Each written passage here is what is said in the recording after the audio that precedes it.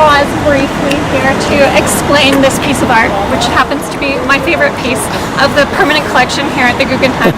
This is Puppy by Jeff Koons, and this piece, as you can see, is absolutely massive, and what Jeff Koons wanted to do with this piece was appeal to both popular and elite culture.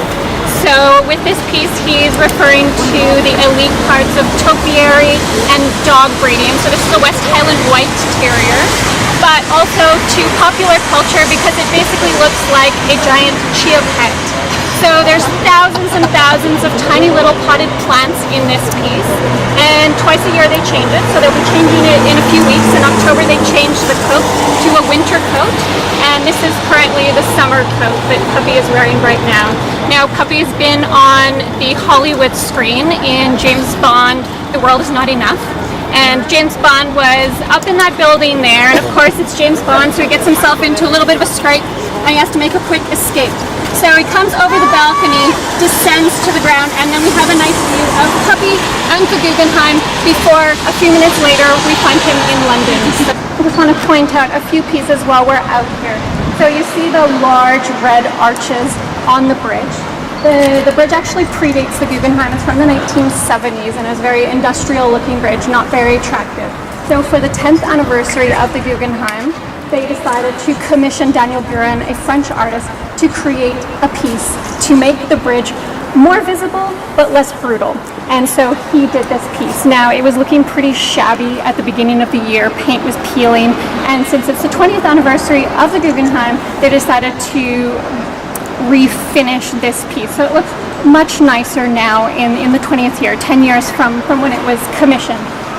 And the other piece you might notice out here is Maman, the giant spider. So Maman being mother in French, and this is by the French artist Louise Bourgeois. And while Louise Bourgeois was alive, she was the highest grossing female artist of her time. Now you're probably wondering, why would she call this giant spider Mother? Well, that's because her mother was a weaver, and so she associates spiders with weaving and her mother with weaving as well.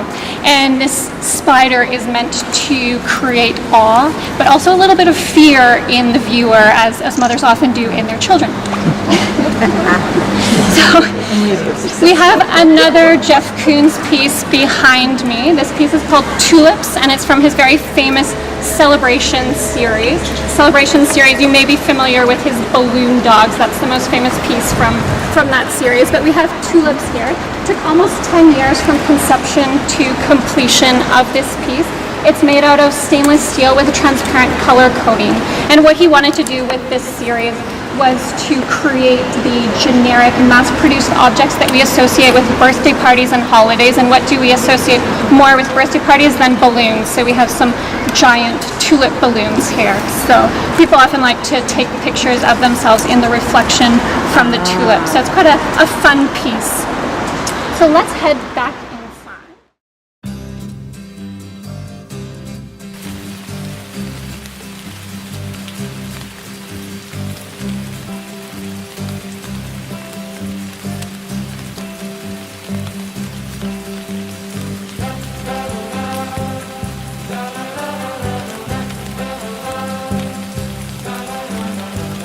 Right, so I'm going to point out the church here. This is the Church of St. Nicholas, and this church actually would have been originally outside the walls of Bilbao.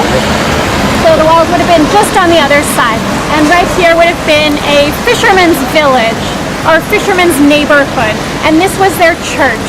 So it was considered a good thing that this church was outside the city walls, because the fishermen were not the only ones using this church, but also the pirates. The pirates had to pray to someone as well, so this is the church that they came to, and they stayed outside the city walls. Now, St. Nicholas is the patron saint of sailors, so that's why he was chosen as the namesake for this church. But he's also the patron saint of brewers, of pawnbrokers, and of repentant thieves as well. So maybe that's why they had the pirates going to this church.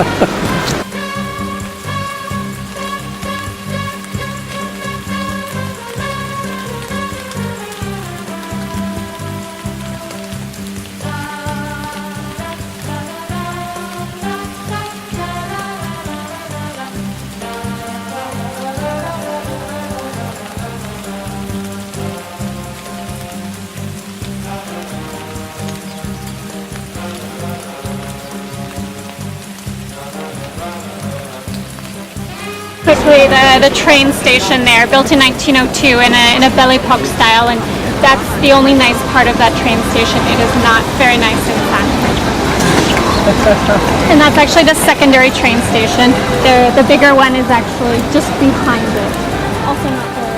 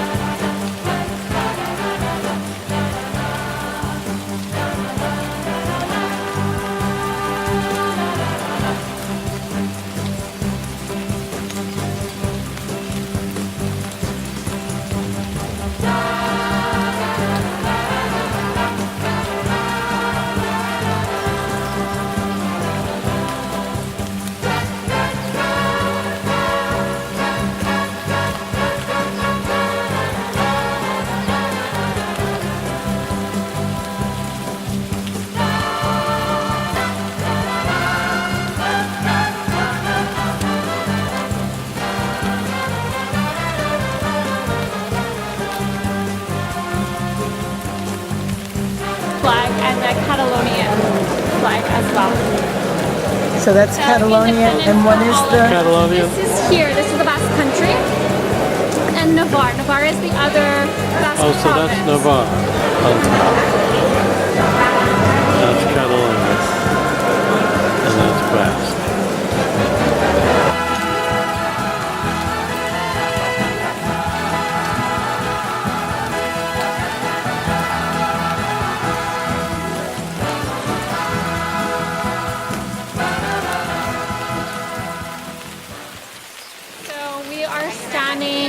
Just in front of the Cathedral of Bilbao. It's dedicated to St. James. So St. James is the patron saint of the people of Bilbao. So that's why it's named for him. Now, what we have here is actually a relatively new facade. So this is a facade that they built in the 19th century, the end of the 19th century.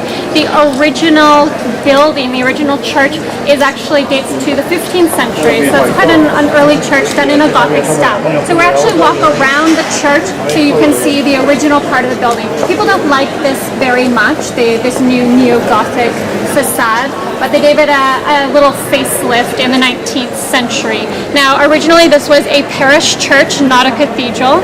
In the 1940s, because Franco's brand of fascism was National Catholicism, they wanted a cathedral, they wanted a bishop's seat here in Bilbao and also in San Sebastian. So, of course, creating a bishop's seat here, they had to choose a church to become the cathedral, and they chose this one. So now, since then, this is the one other cathedral along the way of St. James that you'll find dedicated to St. James before you actually get to Santiago de Compostela, where you'll see the main cathedral dedicated to St. James. So really quite a plain church inside, not what you expect from a cathedral. So that's the story behind this church. So this is the original material of the church. This is on the back side of the church.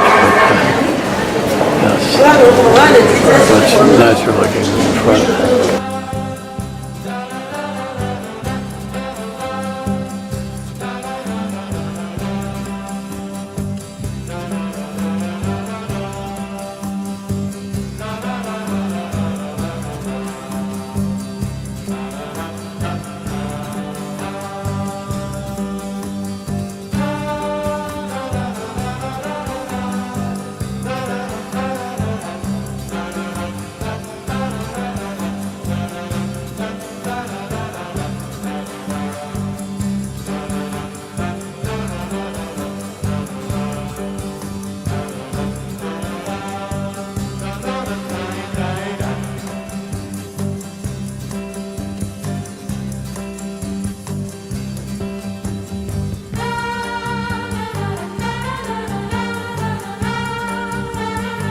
So this is the new square. So it was finally completed in 1851, but it actually took them about about 65 years to complete this project, and that's because they had to keep changing the architects because the architects kept dying on them.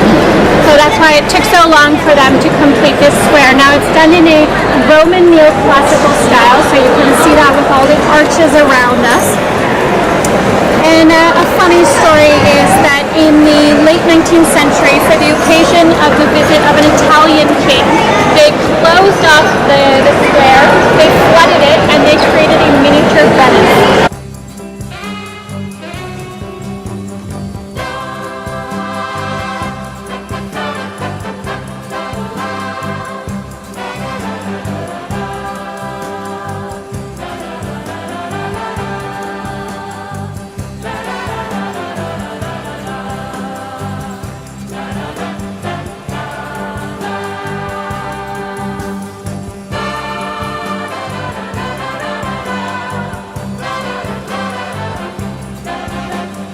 So pinchos are very small portions of food, but they're meant to be sort of a culinary experience in a very small portion.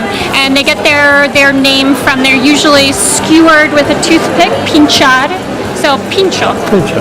We're going to go in, you're going to choose 2 pinchos, and then a drink, and then what we'll do is we'll go to another one, because that's also the way we like to do it. We don't go to just one. We go bar hopping. Oh. The concession is we're going to sit down, okay? Because I've noticed some of us are sitting. So here are the pinchos.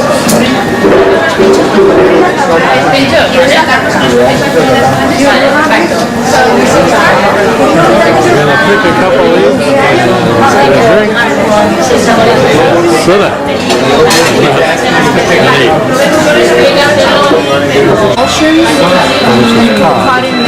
And what do you have, Anna? I have the codfish I just described. It's codfish bacalao al pil pil, and then I have a tuna one. Oh, that's what I have. Oh, The other you one have that I tuna. have, yeah. So And some chicken. all I know is tuna. Yeah.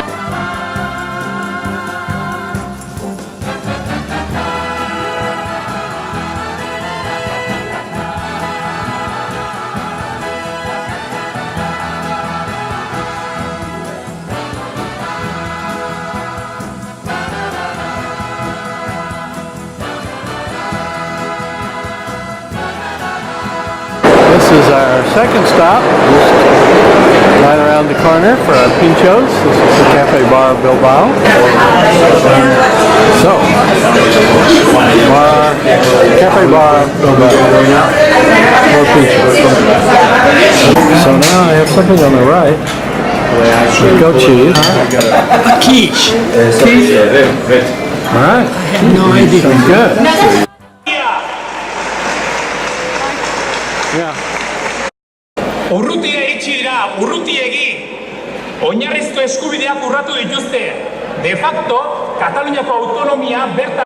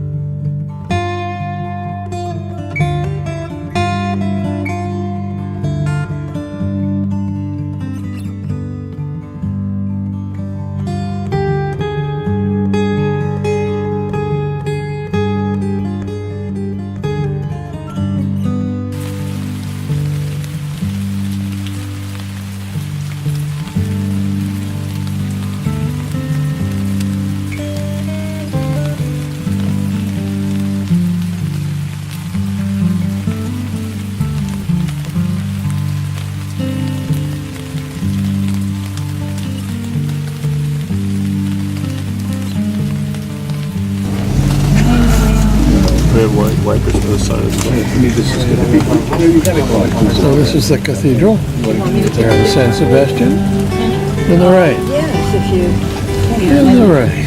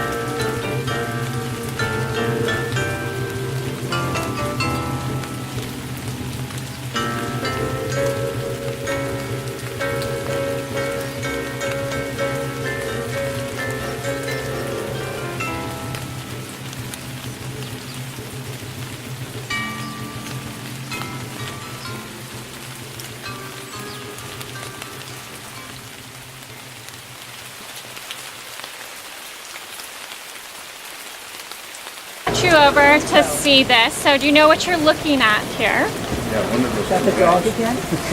San Sebastian. It is San Sebastian. So we have Santa Clara Island, we have La Concha Beach, That's the river we crossed, and that's Suriola Beach over there. So this is actually a monument for 400 people from San Sebastian who were executed during the Spanish Civil War. So when the nationalists came to the city, they executed 400 people. So that's why we have this monument with 400 bullet holes. And yes, and we have the names as well here. And so not all men, women as well. That's fabulous.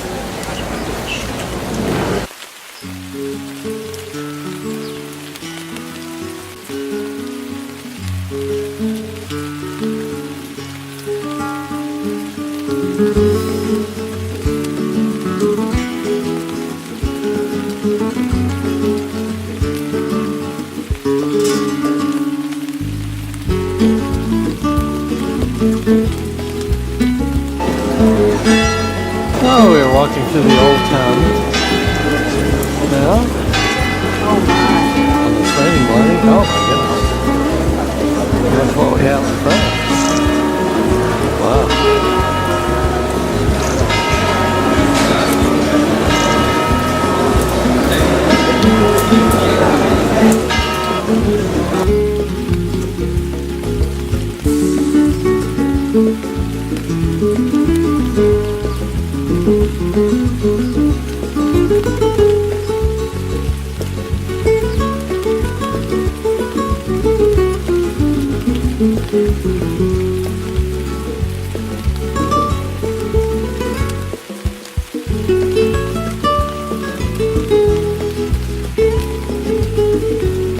So St. Mary of the Chorus, and this is a Baroque church. Now this is the one place in San Sebastian you will see the image of Saint Sebastian outdoors. So if you look up, you will see him there with the arrows sticking out of him. So Saint Sebastian was a Christian martyr at the time of the Romans, and he was tied to a tree and shot full of arrows. He actually recovered from this. He was cured but unfortunately later on he was beaten to death, so certainly he had a difficult life.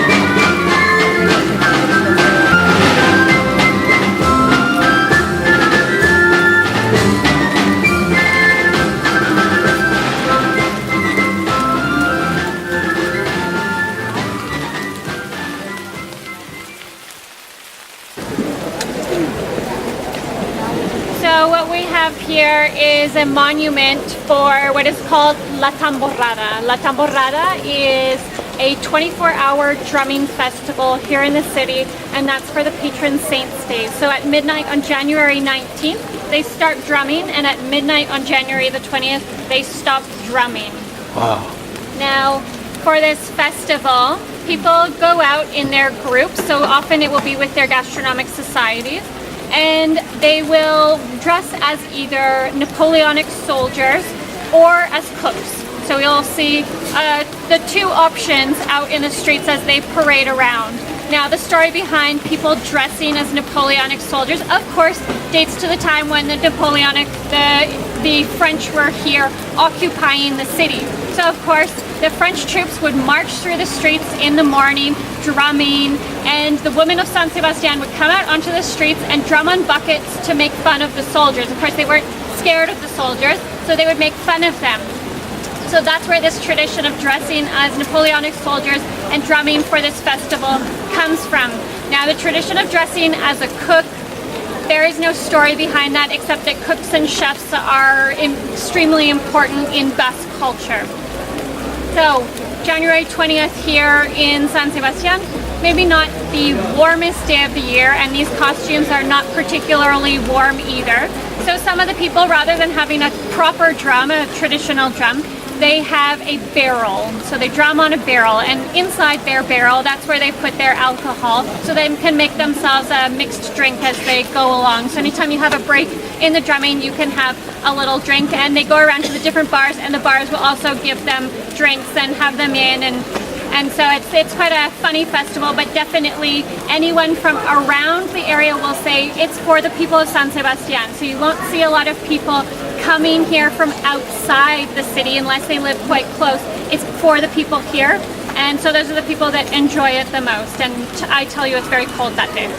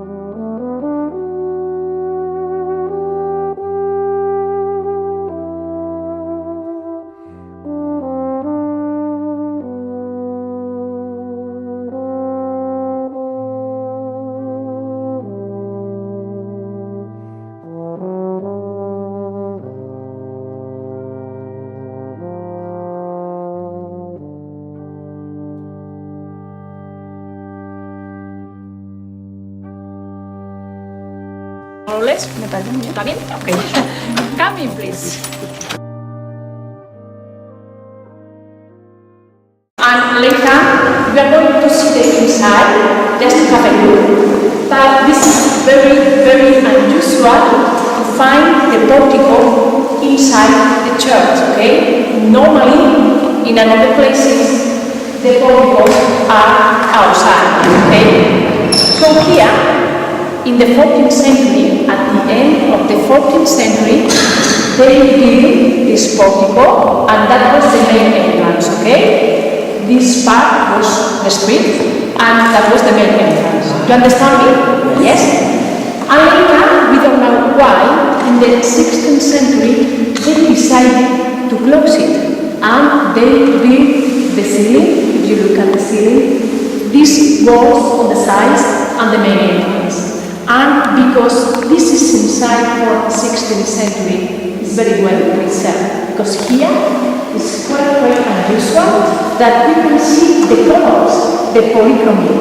And we know that during the Middle Ages, it was usual the color in all these kind of porticos in all Europe. Okay, so they make the figures and then they paint.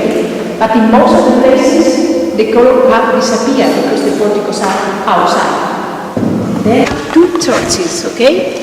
This one is Santa Maria de los Reyes and is situated in the north part of the village.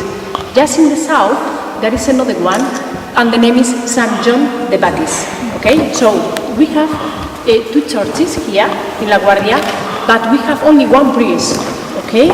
Yes, only one priest because we are living here 1,500 people in Laguardia. So, as we have only one priest, we use this only in summer time, and the other church in winter, in autumn, and in spring. Can you imagine why? Yes, here it's very cold in winter, and it's very big for the population.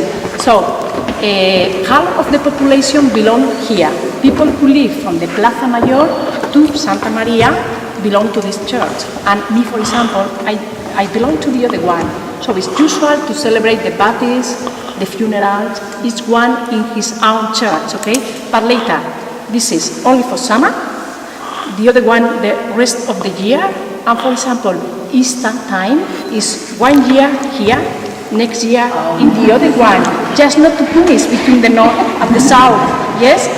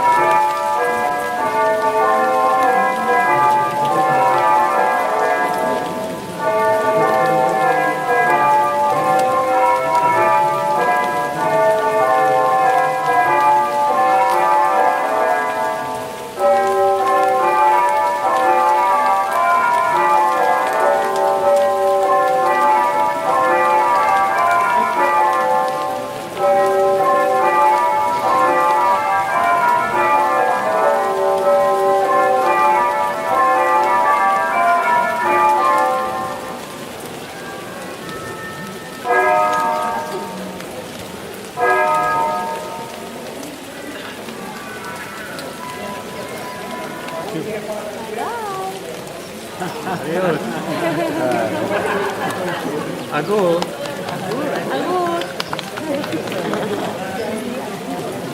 And how often does that happen?